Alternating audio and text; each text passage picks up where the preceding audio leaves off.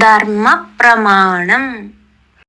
ധർമ്മപ്രമാണം ഒരിക്കൽ സ്വാഗതം. വാദ്യ ചില ജ്ഞാനികൾ പ്രവചനം മன்றത്തെ நிறைய എല്ലാവർക്കും കൊടുങ്കോൾ നല്ല ദാനങ്ങൾ പണ്ണുമ്പോൾ അത് ഇതെന്നെല്ലാം ചൊല്ലിക്കൊണ്ടിരിക്കുക. പക്ഷേ അവളോട് കാര്യം വരുമ്പോൾ 10 പൈസ കൂടെ ചെലവാക്കരുതില്ല.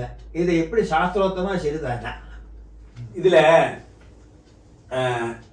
ஞானிகள் கொஞ்சம் ഒരുപാട് പഠിച്ചിருப்பான். சான்ஸ்கிரிட் சாஸ்திரங்களை பற்றி நிறைய தெரியும், வேதங்களை பற்றி நிறைய தெரியும், பிரபாஷணங்கள் நிறைய பண்ணப்பட்டவா இருக்கா. நிறைய இடங்கள்ல தபஸ்விகள் எல்லாம் இது மாதிரி பிரபாஷணம் நீ வைதிகளுக்கெல்லாம் நிறைய வாரி வாரி கொடு, வைதிகத்துக்கு நிறைய செய், அதே மாதிரி கர்மானுஷ்டானங்களுக்கெல்லாம் நிறைய பண்ணு, ഉപദേശിപ്പ. ഇവരുടെ സ്വന്തം കാര്യം വ്യക്തമാക്കാം.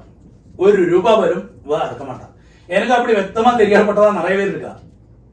കാരണം എല്ലാം ഉപദേശം മാത്രം തന്നെ.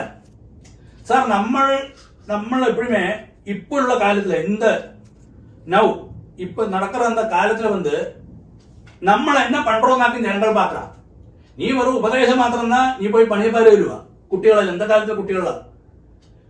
നീയും അതുമാതിരി എല്ലാവർക്കും സേവനം പണി, നീ എല്ലാവർക്കും ദാനധർമാദികൾ പണിയിട്ടാക്കി നീ ഉപദേശം പണ്ണേ വെച്ചുക്കോ.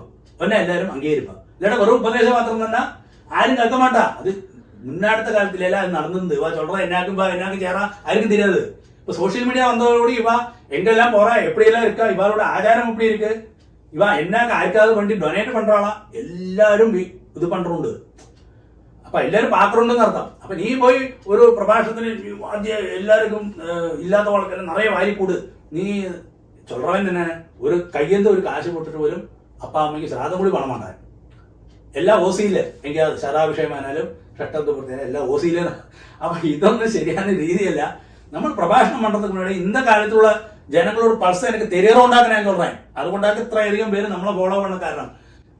നമ്മൾ എന്നെ പ്രവർത്തിക്കണമോ എന്നെ ചൊല്ലണമോ അത് നമ്മൾ പാലിக்கிறதுக்கு ആദ്യം പാക്കണം, എന്നിട്ട് അടുത്ത വാളെ ചൊല്ലിക്കഴിഞ്ഞാൽ അവ കേൾപ്പാം.